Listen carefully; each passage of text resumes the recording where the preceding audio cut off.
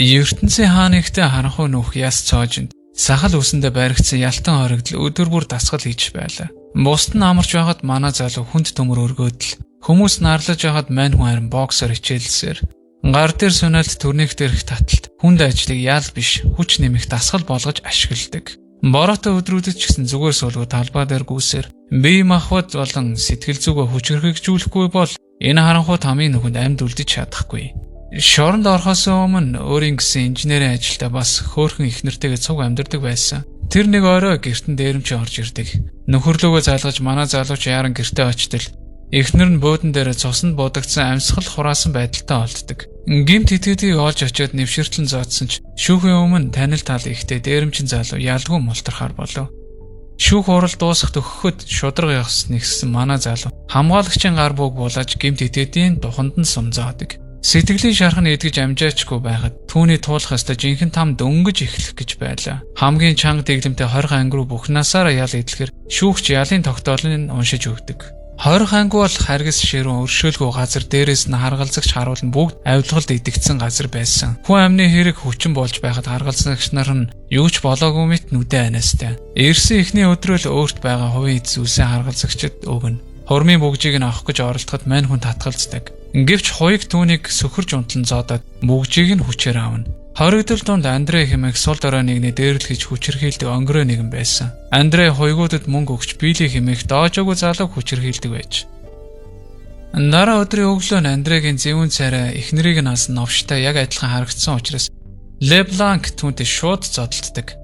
Хуйгууд ирж тэдний зодооныг салгасан ч Андрейг харж үзээд нь гадаад хүн гэд Кайлиг гянданд тойрдог.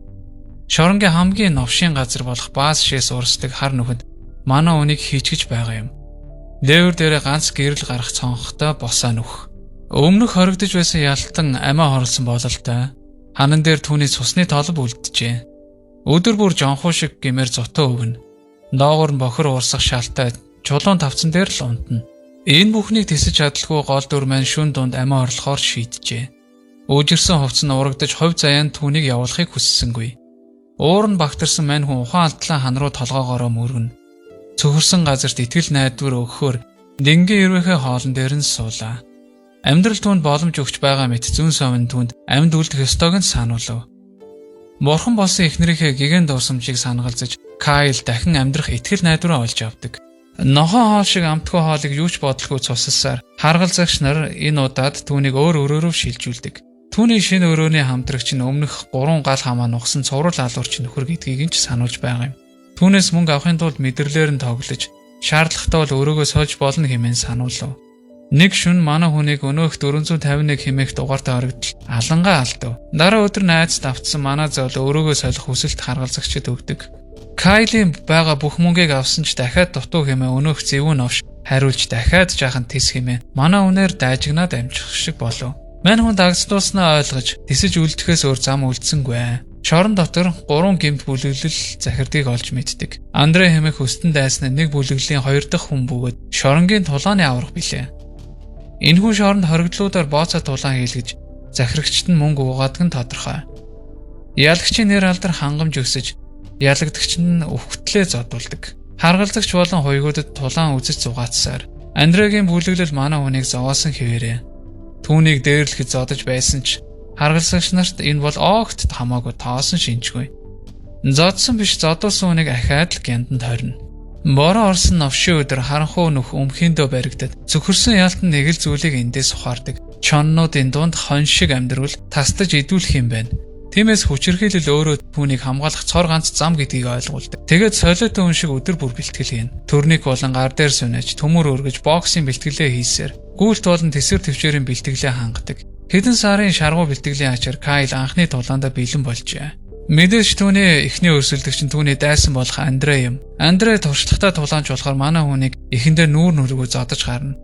Вандамын кино болгон дээр нэг навс зодуулаад дараа нь зоддог үзэгдэл илбэг гардаг.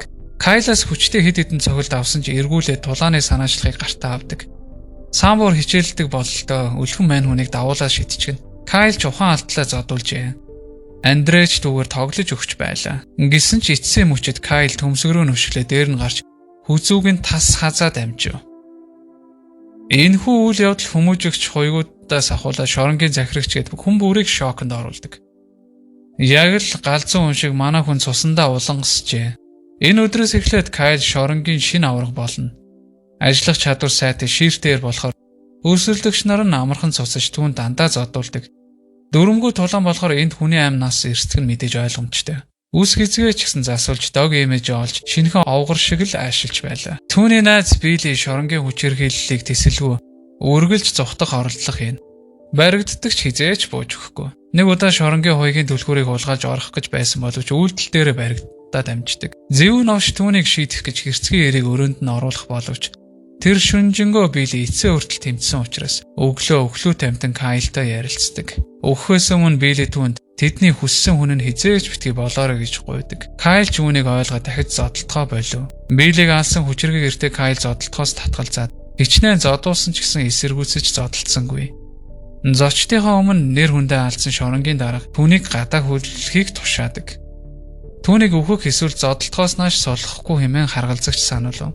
Нар шарсан халуун өдөр бороо зутарсан хүүтэн өдрүүдээс болж Кайли маань тамир тэнхээч барагдаж дуусаж байлаа. Түүний энэхүү эр зойрог бусад хоригдлууд ч гэсэн халдаж итгэл найдвар өгч байсан юм.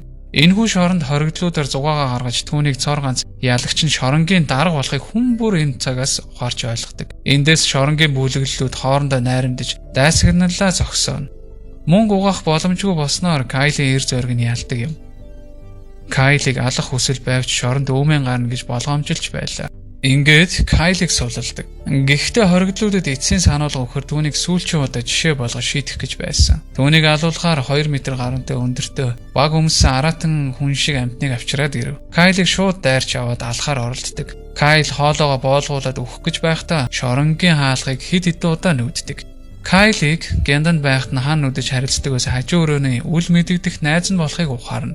Хүүхэд шиг сэтгхүүтэй хөгжөөгүй оюуны хомсдолтой авраг биет маань Кайл руу дөхөж очиод түүнийг тэмтэрдэг. Кайлыг алах тушаал өгөхөд авраг маань түүнийг хамгаалж өөмөөс амун гаргаж өөрөө суманд нь оногдож өгөхөөс өмнө шоронгийн хаалгыг эвдчихлээ. Энэ үед шоронд өөмэн гардаг. Бослого дээд сэгтээ хурч гал гарч бороо орж зарим нь бүр орох гэж оролдож байлаа. Бослохыг галт зэвсгээ хүчээр л шоронгийн уйгуу дарж авдаг. Энэ үеэр өрөөний хамтрагч 451 түүнд өөрийнхөө амьдралын түүхийг ярьдаг. Тэр биш түүнийг алсан хүмүүс л түүнийг хүчирхийлдэг байсан гэмт хэрэгтнүүд хэмээн хүрнэн өглөө. 451-нд энэ шоронгийн мөнгө угаах хүн амны хэрэг гэд бүхий л бузар булааг нь дэлгэх нотлох баримт байснаа Кайлд өгөв. Мөн түүнд оргох төлөвлөгөө болон тэдний юу сэцнийг ч гэсэн хэлж амжлаа. Түүнийг сүүлийн тулаанд орохыг ятгадаг. Ялж ялагдахаас үл хамааран түүнийг хөнгүү газар ална гэдгийг нь сануулв. Энэ л түүний амьд үлдэх, зүхтааж болох цор ганц боломж юм. Төд өдөлхүү Биллиг алсан өнөөх мунаг эртээ зодтолдог. Мань хүн чадварлаг зодтолдож түүнийг дийлээ зогсохгүй Биллигээ өшөөгч гэсэн авч амждаг. Гараж руу түүнийг алхаар авч явах гэж байхад 451 хамгаалагчийг цохиж унгаадаг. Харгалзагч нарыг болгож тавиад Кайлд харуулын хувцсыг өмсөж шоронгийн даргын машинд суулгана. Кайл түүнийг хамт явахыг санал болгодогч 451 дуусгаагүй нэг ажил үлдсэн гэж сануулдаг. Харуулын цэгийг Кайл амжилттай давж анх удаага эрх чөлөөгөө мэдэрсээр. Харин 451 даргын өрөөнд орж ирээд түүний хөлийг сугалахаар байх авчирсан байлаа. Хуйгуу даргын өрөөнд орж иртэл дарга нь аль хэдийн 451-ний гарт хэрцгийгээр амь насаа алджээ. Хүмүүсийн амь насаар зугаа хийж мөнгө олдог байсан хүн эцэст нь хэрцгийгээр алагдсан түүхтэй. Хүүхэд насандаа үзэж байсан киногоо товчилж ярьлаа. Хэрвээ танд энэхүү кинод контент товчлол таалагдсан бол subscribe дараарай.